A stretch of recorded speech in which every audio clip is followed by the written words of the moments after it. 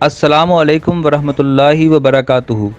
ناظرین کرام، اللہ رب العزت کا ارشاد گرامی ہے، انا کفیناک المستہزئین۔ اس آیت کریمہ میں اللہ رب العزت نے اپنے پیارے نبی سے فرمایا کہ بے شک ہم آپ کی طرف سے مذاق اڑانے والوں کے لیے کافی ہیں۔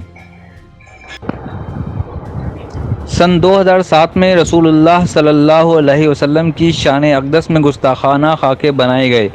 جب ایک ڈینش اخبار میں اس کی اشاعت ہوئی تو دنیا بھر میں موجود مسلمانوں کے جذبات مجروح ہوئے، لیکن گستاخان کی پشت پناہی میں یورپ کی اسلام دشمن مافیا سرگرم ہوئی اور ان خاکوں کو آزادی رائے کا نام دیا گیا۔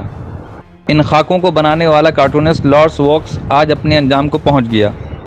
ذرائع کے مطابق کارٹونسٹ لارس ووکس ایک سادہ پولیس گاڑی میں سفر کر رہا تھا کہ جنوبی سویڈن کے قصبے مارکریٹ کے قریب اس کی گاڑی کی ٹکر ایک ٹرک سے ہو گئی۔ اس حادثے میں لارس کی حفاظت مامور 2 پولیس اہلکاروں کی بھی موت ہو گئی، جبکہ ٹرک ڈرائیور کے زخمی ہونے کی اطلاعات ہیں۔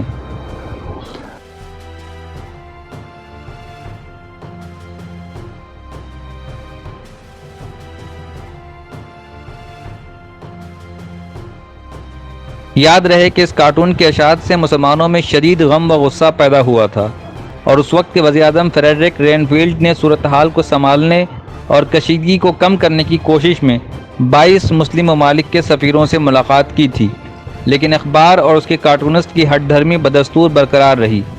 آج اس کارٹونسٹ کی موت ہو گئی اور وہ حادثے میں جل کر مر گیا۔